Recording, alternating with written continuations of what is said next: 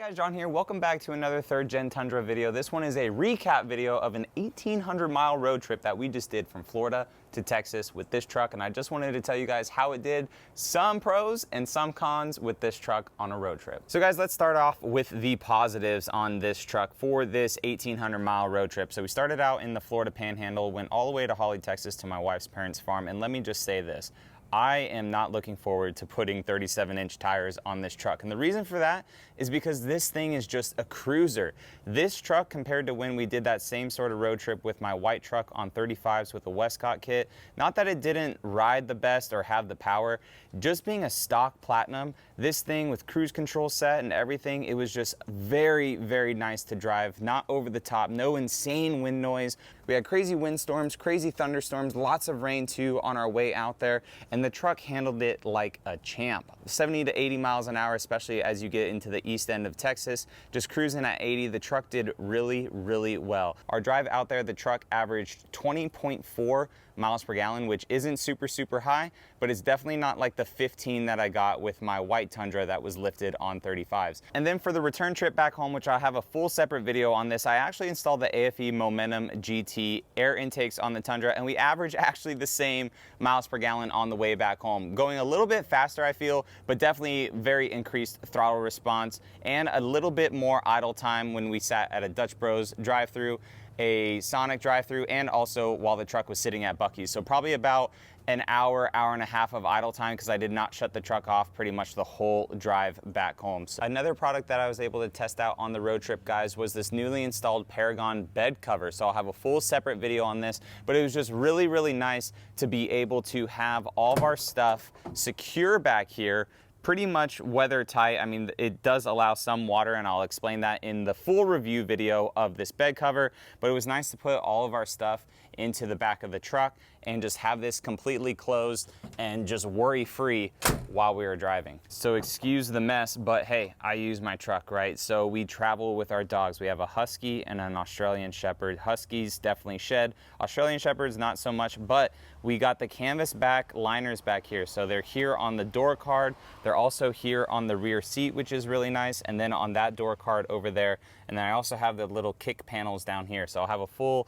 separate video talking about this, how easy it is to clean up and everything too. But the dogs hung out back here and it protected my leather really freaking well. So I was super happy that we had the canvas backliners. I'll put a code right here on the screen if you guys are looking to pick it up before my review video comes out on it. But these performed awesome once we got it cinched up around the headrest here. It velcros down here. Super nice to have for the dogs, and they just hung out back here and it was really nice. So coming on into the inside is where just a couple cons are. Like I said, this truck did really, really well on our road trip, which you would expect a new modern truck to, with very few hiccups, right? I mean, I had the engine on pretty much for 12 hours on our return trip back home, 911 miles for that. So I made sure that I really didn't shut the truck off. We did shut it off in Dallas, but then from Dallas all the way here to Destin, Florida, we did not shut it off. So it was just on the whole time, but no issues, no crazy wind noise at all. These tow mirrors do make a little bit of wind noise, but the wind noise isn't as bad as my last lifted Tundra.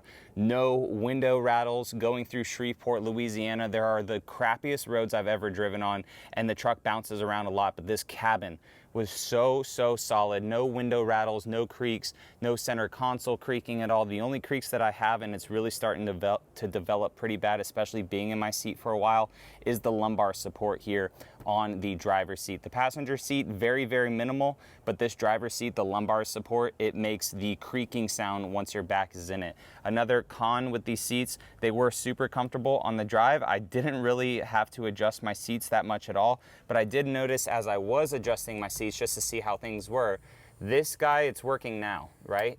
But it was not working on the drive. It was very intermittent. So when I get this full seat taken care of at the 5K mile checkup, because this truck has, I think, like 4,400 miles on it now, I'm just gonna have them go over this whole seat to the point where we have to fix this lumbar support and have them check this, because like it would work like it is right now, but then when I started driving, sometimes it would work and sometimes it wouldn't. But other than that, no issues on the inside. I mean, the inside was super solid. We set up the whole Benizy thing. We had the Netflix and stuff going on the 14-inch screen. This thing is really, really cool. I did a full review video about it. So we just were able to load a bunch of movies and shows onto the thumb drive, onto the micro SD, had that going, had the CarPlay going.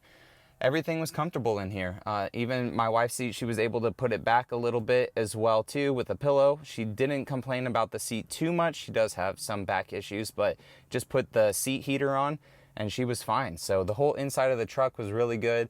Very comfortable cabin to be in while you're road tripping. So I mean, like I said, it's gonna be really hard because next Monday, we're putting the lift on this truck and we're putting 37-inch tires on it. It was really nice to get 20.4 miles per gallon. Do I wish it was a little bit more? Yes, but is that better than the 15 that I got with my last Tundra?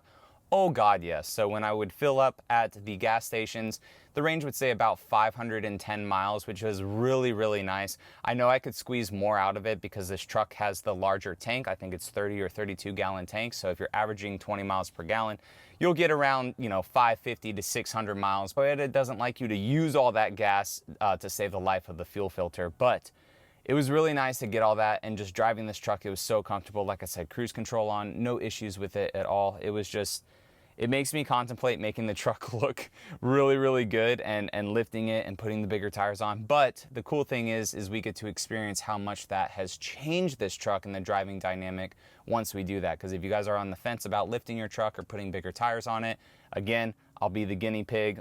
Other people have, right? But at least documenting it on YouTube, I'll be the guinea pig on just how drastically that changes this truck's performance and ride quality. But guys, that is the update video of how this truck did on its very first road trip with us.